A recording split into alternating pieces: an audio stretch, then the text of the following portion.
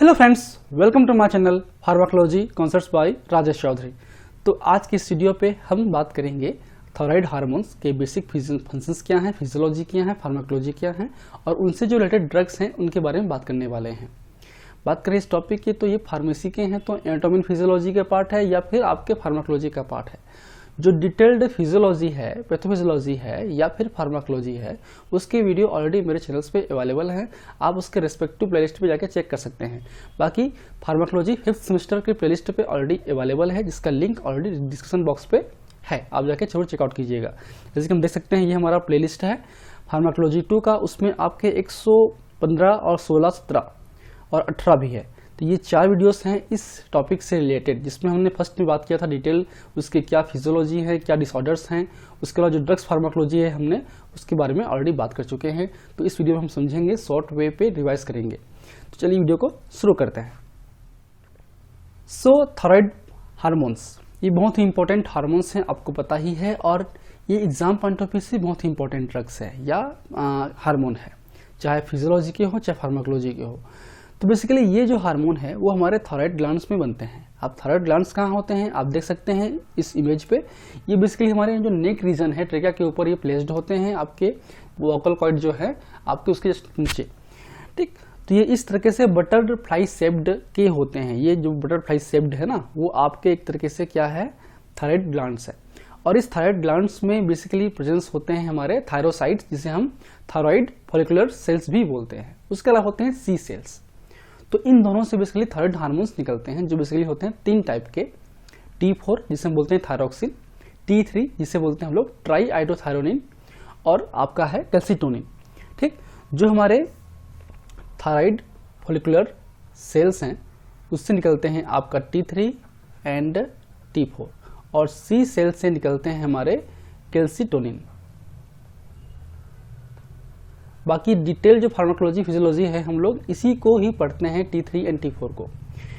T3 की activity high होती है, T4 की एक्टिविटी थोड़ी सी कम होती है, बट जो मेजर प्रोटेक्शन है वो T4 का हाई होता है T3 के कंपेयर पे। लेकिन ये ब्लड स्ट्रीम पहुंचने के बाद जो आपका कन्वर्जन है T4 से T3 में कन्वर्ट्स हो जाते हैं बाय द डी आयोडोनेशन प्रोसेस, ठीक। तो जब भी आपको कोल्ड हो, ट्रमा हो या स्ट्रेस हो, उस कंडीशंस में आपके जो हाइपोथैलेमस एक्टिवेट होंगे। हाइपोथैलेमस में मेजरली 2 हार्मोन रिलीज होते हैं जो कि रेगुलेट करते हैं हमारे थायराइड हार्मोन के रिलीजिंग को।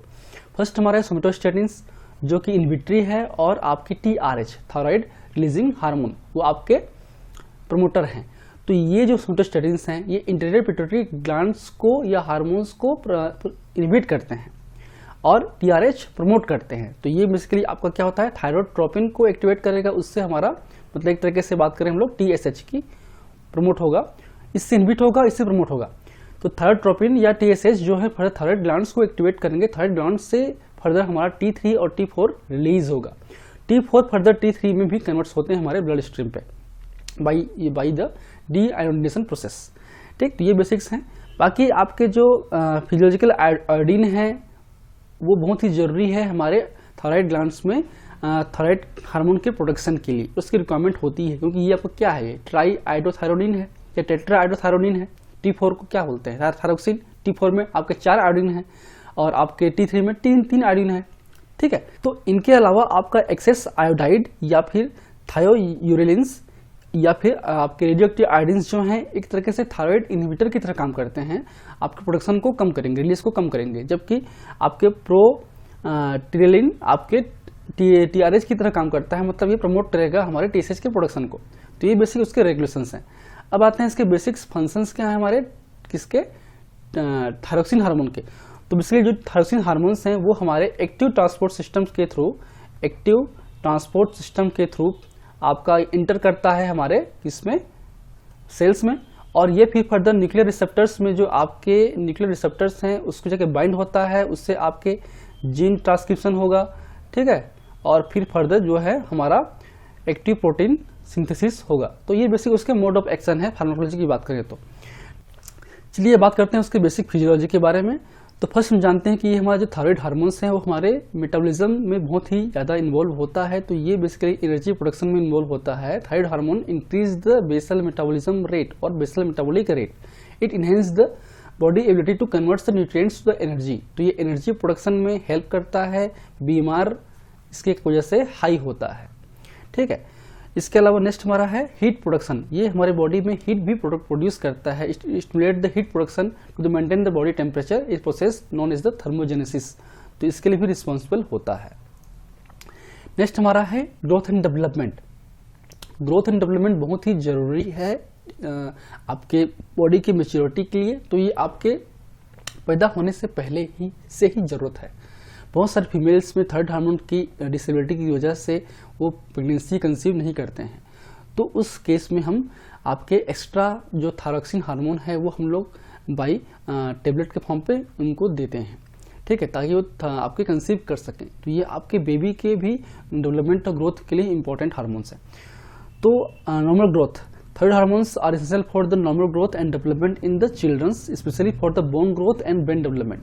तो ये ब्रेन के और बोन की ग्रोथ में इंपॉर्टेंट रोल प्ले करता है हमारा थायराइड हार्मोन्स।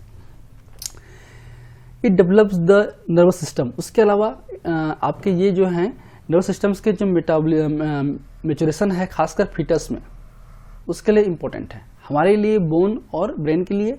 और साथ में जो बच्चों के लिए खासकर चिल्ड्रंस में बात करें तो उनके लिए जो नर्वस सिस्टम्स हैं फीटस के केस में उनके लिए बहुत जरूरी है आपका थायराइड हार्मोन्स। नेक्स्ट हमारा है protein synthesis, enzyme activation. They promote the synthesis of the various enzymes and proteins adding in the numerous biological या बायोकेमिकल प्रोसेस। ठीक है, नेक्स्ट हमारा है कार्डियोवास्कुलर सिस्टम। तो इसमें जो हार्ट रेट है, जाहिर सी बात है, it increase the heart rate. ये हार्ट रेट को इंक्रीज करेगा, फोर्स ऑफ कॉन्ट्रैक्शन को इंक्रीज करेगा और इम्प्रूविंग द कार्डियक आउटपुट। ठीक है, तो ये एक तरीके से पॉजिटिव क्रोनोट्रोपिक और पॉजिटिव इनोट्रोपिक ड्रग की तरह काम करता है। बात करें हम लोग ब्लड प्रेशर की, तो it helps the regulate the blood pressure by influencing the vascular resistance. ये वेस्कुलर रेजिस्टेंस में इन्वॉल्व होता है। बेसिकली जो थायराइड हार्मोन्स हैं वो हमारे जो TR alpha, thyroid receptor alpha और थायराइड रिसेप्टर बीटा पे काम करता है। और दोनों ही न्यूक्लियर रिसेप्टर्स होते हैं जो कि न्यूक्लियस के अंदर में प्रेजेंस होते हैं, याद रखिए। नेक्स्ट हमारा प्रोटीन सिंथेसिस, ऑलरेडी हम बात कर चुके हैं। तो नेक्स्ट हमारा है regulation of the lipid and carbohydrate metabolism. तो इसके लिए कोलेस्ट्रॉल लेवल को कम करता है। ठीक है, क्योंकि बीमार अधिक होता है तो जो कोलेस्ट्रॉल है वो कन्वर्ट्स होते हैं जल्दी से हमारे फैटी एसिड्स में। तो it increase the serum cholesterol, it reducing the serum cholesterol level by the increasing the metabolism. तो लिपोलिसिस कॉज करता है। उसके अलावा बात करें कार्बोहाइड्रेट्स की, तो they enhance the absorption and utilization of the glucose and stabilizing the blood sugar level.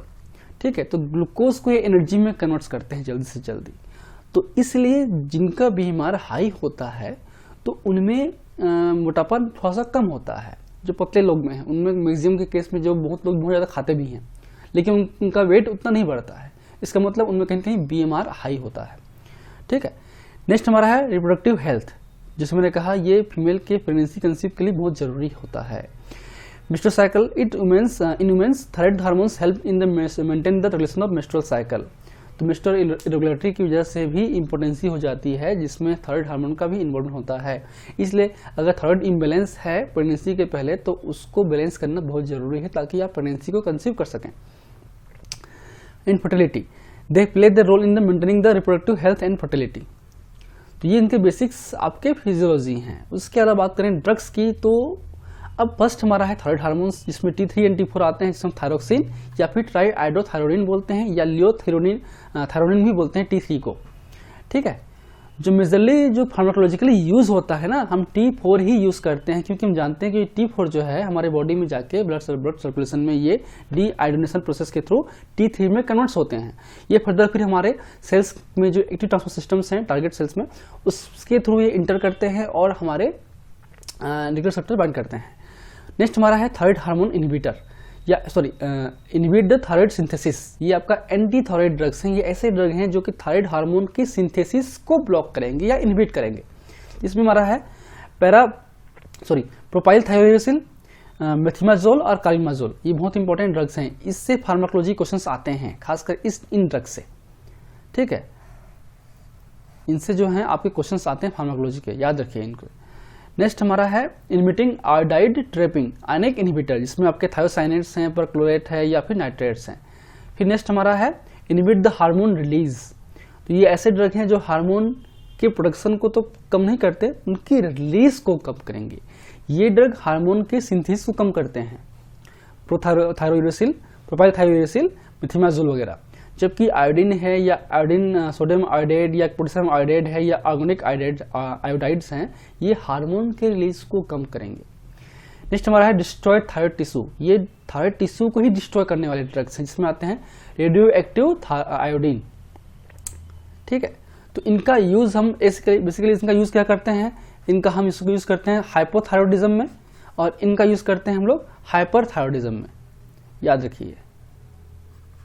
तो जिनका यूज है ना वो अलग अलग हो सकता है, इनके अलग है, इनके अलग हैं। ये एक तरीके से इनहिबिटर्स हैं, ये आपके हार्मोन्स हैं। So these are the basics about the thyroid hormones and their related drugs.